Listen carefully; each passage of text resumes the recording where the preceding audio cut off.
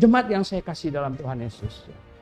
Sebenarnya tuh gini, orang sering kali tanya sama saya, Pak Suhento, bagaimana kita tahu satu pengajaran itu benar apa salah? Saya bilang sama Tuhan kasih kita 2 biji alat yang paling akurat. Ini dia. Dan sini dia. Ya. Sesuai dengan Alkitab. Sesuai dengan Alkitab itu bukan sebagian Alkitab loh. Semua loh.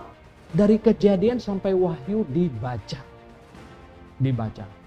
Dan seringkali mereka bikin masalah adalah karena ada rambu-rambu yang harus ditaati yang mereka tidak taati. Misalnya ya, yang paling menyolok saja masalah dispensasi zaman. Perbedaan antara perjanjian lama dan perjanjian baru. Perjanjian lama ini ibadah simbolistik, ritualistik, jasmania. Perjanjian baru ini sudah berubah menjadi masa ibadah hakikat rohania dalam kebenaran. Ini sudah terpisah, sudah berbeda. Nah, kalau atas ini saja tidak paham, bagaimana mau menafsirkan yang lain-lain lagi?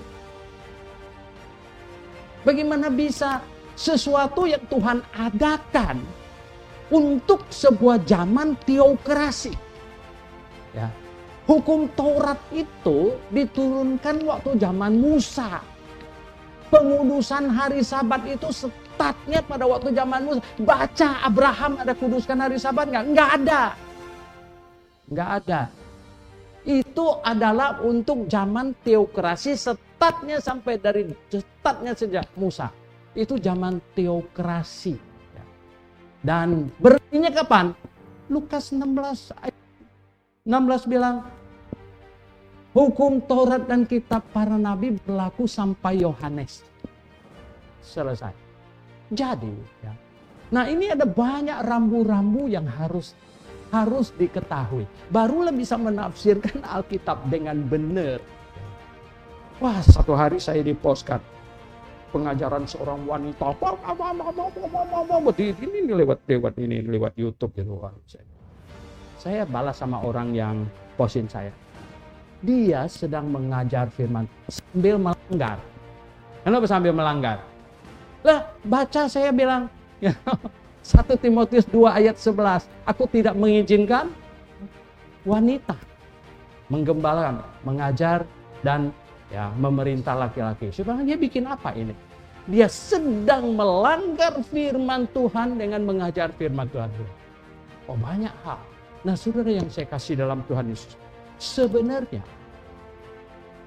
zaman yang dinubuatkan oleh Rasul Paulus ini akan muncul banyak pengajaran. Nah, di satu sisi ya, itu banyak orang akan katanya di situ tidak peduli agama, jadi ateis. Tetapi kemudian satu lagi dia katakan di situ, mereka yang hanya melihatnya sebagai itu ibadah yang bersifat yang pentingkan lahiriah saja. Secara lahiriah mereka menjalankan ibadah lahiriah. Aduh, ibadah lahiriah. Jaga perut. Ibadah lahiriah ini hari ini makin hari makin ramai. Dengan apa namanya? Mereka suka upacara, suka ritual. Padahal dong, ritual-ritual itu banyak itu justru di kuil-kuil. Betul nggak? Ya. Wih, di kuil-kuil itu ritualnya. Tapi kekristenan hari ini makin suka ini acara ritual. Gitu. Mereka pakai jubah yang mantap sekali. Saya bilang cuman baptis yang nggak pakai jubah-jubahan. Ya, ada selempangnya. Dulu saya punya waktu saya di gereja lama. Waktu saya ditabiskan dikasih selempang. Kita ada toganya, ada selempang. Hanya baptis yang tidak. Kenapa? Karena kita tahu di zaman jemaat PB tidak lagi ritualistik sifat. Tidak bersifat ritualistik. Tidak simbolistik dan tidak ritualistik. Hari Minggu ini bukan ritual upacara. Bukan. Ini adalah acara berjemaat. Tadi di sekolah minggu saya berkata, ada orang yang pimpin nyanyi supaya teratur. Bagaimana nggak kacau kalau di sini nyanyi nomor 10, di sini nomor 15 gitu ya. Ini hanya main piano masih main nomor 10 atau 15 gitu begitu. Kan jadi kacau. Tidak demikian. Kita ada orang memimpin supaya teratur rapi. Terus ada pengajaran firman Tuhan. Ada pengajaran firman Tuhan. Ya, khotbah begitu. Bahkan ada sekolah minggu tanya jawab. Ada apa lagi? Doa. Doa kita itu, doa jemaat itu doa sehati. Bukan yang diimpor dari Korea. 200 orang, mari kita buka suara sama-sama berdoa sehati. Bagaimana 200 orang buka suara sama-sama bisa sehati? Coba bayangkan. Saya sering kalau diundang khotbah tempat lain, ya, mari kita doa bersama sehati. Saya enggak doa, saya ngikut yang sebelah aja gitu. Saya ikut yang sebelah, dia kenceng, saya ikut dia. Gitu. Ya, oke. Ya, saya ikut. Karena 200 orang sehati buka suara sama-sama masuk akal nggak? Enggak, itu masing-masing hati artinya. Masing-masing hati. Nah, oleh sebab itu kita di sini ini yang namanya sehati. Sehati itu apa? Ya satu orang yang memimpin. Ya, Pak Sony, pimpin kita doa tadi. Ya kan? Asik ini. Terima kasih Tuhan sudah pimpin kita semuanya. Kita amin, amin, amin. Jadi semua yang omongkan kita sehati, kita ikuti. Kita mengaminkannya. Nah, kalau dia marah-marah Tuhan, saya nggak amin. Saya nggak ikut. Ya, makanya dia mesti jelas. Ya.